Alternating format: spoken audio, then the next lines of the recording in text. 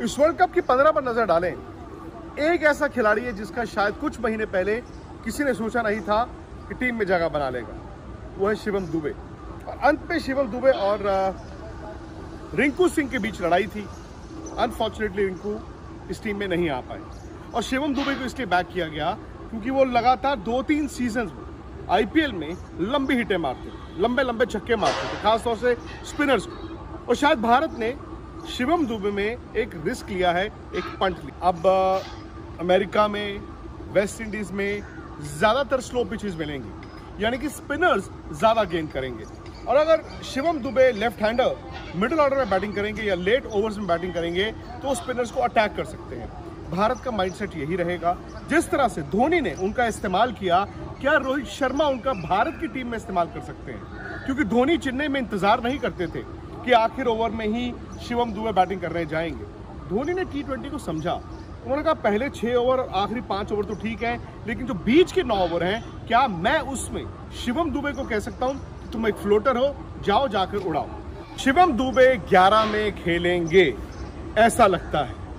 हार्दिक पांड्या भी खेलेंगे ये भी लगता है, यानी कि दोनों एक साथ खेलेंगे। शायद भारत एक एक्स्ट्रा बल्लेबाज के साथ जाने का रिस्क ले रहा है क्योंकि भारत के बाकी बल्लेबाजों को वो फ्रीडम मिलती है कि आप तेज खेल सकते हैं। 7 नंबर पर एक बल्लेबाज है, लेकिन अगर शिवम दुबे गेंद के साथ 1 या 2 ओवर डाल पाए तो फिर कप्तान निश्चिंत हो जाता है। फ्रेंड्स, अभी आप सुन रहे थे विक्रांत गुप्ता सरकार रिएक्शन। उन्होंने अपनी स्पेशल रिपोर्ट में कहा कि क्या शिवम दुबे का इस्तेमाल सही से रोहित शर्मा करेंगे, क्योंकि जिस तरह से आईपीएल में चेन्नई सुपर किंग के कप्तान मतलब धोनी ने जिस तरह से शिवम दुबे का इस्तेमाल किया है, उन्हें लास्ट तक रोक के नहीं रखते थे। 8वें 9वें ओवर में जब भी उनकी ज़रूरत पड़ती उन्हें हार्ड हिटिंग करने के लिए भेज दिया जाता था। लेकिन क्या भारत के कप्तान भी उन्हें टीम में खिलाएंगे? क्योंकि अगर उनकी टीम में खिलाएंगे तो एक बल्लेबाज बढ़ जाता है, लेकिन गेंदबाज में थोड़ा भारत की टीम वीक दिखाई दे सकती है। क्योंकि कल खेले गए मुकाबले में जिस तरह से कुलदीप यादव और यजवेंद्र चहल, इन दोनों को भी जगह नहीं मिली। अक्षर पटेल, जडेजा के साथ साथ हार्दिक पांड्या और शिवम दुबे, ये 4 ऑलराउंडर के तौर पे खेलते हुए दिखाई दिए, क्योंकि मेन स्ट्रीम गेंदबाज यानी कि जो रिस्ट स्पिनर होता है उन्हें टीम में जगह नहीं मिली। अब देखना ये होगा कि यहाँ से रोहित शर्मा किस तरह से टीम का कॉम्बिनेशन सेट करते हैं, क्योंकि शिवम दुबे के आने से एक एडवांटेज तो उन्हें हमेशा से रहेगा, क्योंकि वो एज ए गेंदबाज भी 1-2 और टीम को दे सकते हैं। और बल्लेबाजी में तो उनकी हार्ड हिटिंग सभी ने आईपीएल में देखी है, लेकिन हाल फिलहाल में थोड़ा उनका फॉर्म गड़बड़ा गया है और वो अपने बल्ले से उस तरह से शॉट नहीं खेल सके। लेकिन जब टीम में अनाउंसमेंट के बाद ही उनका ये फॉर्म गिरावट आई है, क्योंकि इससे पहले तो वो काफ़ी अच्छे रन बना रहे थे, क्योंकि जहां भी उन्हें भेजा जाता था चेन्नई सुपर किंग की तरफ से, वहां से वो हार्ड हिटिंग करते हुए दिखाई दे रहे थे। लेकिन जब से टीम में उनका अनाउंसमेंट हुआ है तब से उनकी जो बल्लेबाजी में जो धार थी, जो हार्ड हिटिंग करते थे 8वें 9वें ओवर में या जब भी उन्हें मौका मिलता, लेकिन वो जब से टीम में अनाउंस होने के बाद से उनका खेल थोड़ा सा डाउन दिखाई दिया है। अब देखना ये होगा क्या इस वर्ल्ड कप में रोहित शर्मा उन्हें किस तरह से यूज़ करते हैं, क्योंकि अगर इस वर्ल्ड कप को जीतना है तो रोहित शर्मा भी बखूबी जानते हैं, क्योंकि ये उनका भी शायद लास्ट ही चांस होगा, शायद एज ए कैप्टन हो या फिर एज ए प्लेयर हो, क्योंकि इसके बाद शायद भारतीय टीम इनकी तरफ नहीं देखी, क्योंकि यंगेस्ट ब्रिगेड को टीम में जगह मिलनी चाहिए। T20 के फॉर्मेट की बात कर रहे हैं। अब यहाँ से कल का जो मुकाबले में तो उनकी ज़रूरत नहीं पड़ी, लेकिन अगर क्या उन्हें आने वाले मुकाबले जो कि नॉकआउट गेम्स होंगी वहाँ पर उनकी शायद ज़रूरत पड़ सकती है, क्योंकि उनके पास 2 स्ट्रेंथ हैं। एक तो बैटिंग कर सकते हैं, तो गेंदबाजी कर सकते हैं, और बैटिंग में जो हार्ड हिटिंग करते हैं ये उनका प्लस पॉइंट है।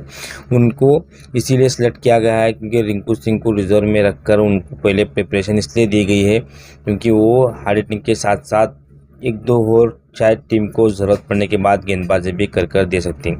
लेकिन इस टीम में देखा जाए तो काफ़ी गेंदबाज 7-8 गेंदबाज हो रहे हैं, क्योंकि उसमें से 4 ऑलराउंडर और 2 स्पिनर को जो खिलाया गया है, जडेजा और अक्षर पटेल, ये भी प्रॉपर गेंदबाज तो हैं लेकिन ऑलराउंडर के तौर पर आते हैं। अगर कुलचा यानी कि चहल और कुलदीप को खिलाते तो शायद बेहतर होता, लेकिन रोहित शर्मा कुछ सोच के ही उन्हें खिलाया होगा, क्योंकि वहाँ की पिच में उतनी कुछ ये नहीं दिखाई दे रही, यानी कि पिच गेंदबाजी को ज़्यादा मदद कर रहे हैं। इसका मतलब यह है कि दूसरे गेंदबाज की ज़रूरत नहीं पड़ सकती, लेकिन जो बड़ी टीमें होती हैं उनके सामने शायद ये पैतरा चलना थोड़ा सा मुश्किल दिखाई देता है, क्योंकि जो रिस्ट स्पिनर होते हैं वो प्रॉपरली गेंदबाजी करते हैं। लेकिन पता नहीं रोहित शर्मा किस माइंडसेट से, जो मैनेजमेंट ने सोचकर जो मेन स्पिनर है उन्हें साइडलाइन कर लिया गया है, और जो ऑलराउंडर के तौर पर हैं रविंद्र जडेजा और अक्षर पटेल, उन्हें ज़्यादा मौका दिया गया है, और साथ ही साथ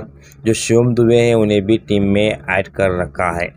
अब इनकी एबिलिटी तो शायद ऐसी नहीं है कि वो जो कुलदीप यादव और चहल सर की गेंदबाजी डाल सके, लेकिन टीम में एक मेन स्पिनर होना चाहिए। लेकिन अब यहाँ पर जो इन्होंने डिसाइड किया है, शायद ये इसी के साथ आगे कॉम्बिनेशन में जाएंगे।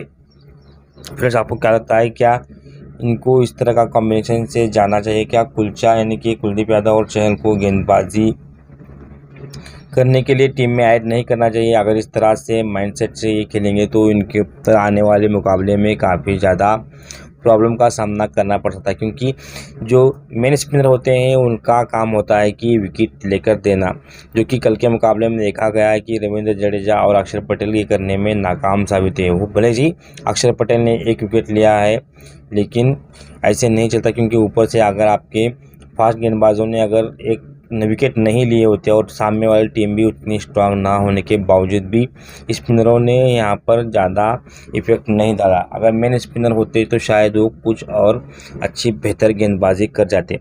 और कल के मुकाबले में शिवम दुबे को भी बॉलिंग यानी कि उनसे एक भी ओवर नहीं कराया गया, क्योंकि अगर उन्हें ऑलराउंडर की तरफ आप खिला रहे हैं तो शिवम दुबे को इस ऐसे जो सामने अपोनेंट होता है जो कि ज़्यादा स्ट्रांग नहीं माना जाता, उसके सामने तो शिवम दुबे को 1-2 ओवर कराने चाहिए थे, क्योंकि आपको अगर यहाँ उन्हें कॉन्फिडेंस देंगे तो आगे चलकर इंडियन टीम को भी फ़ायदा होगा। क्योंकि अगर मैच कहीं फंसता है, इनकी ज़रूरत पड़ती है, तो शायद 1-2 ओवर ये काट कर दे सकते हैं।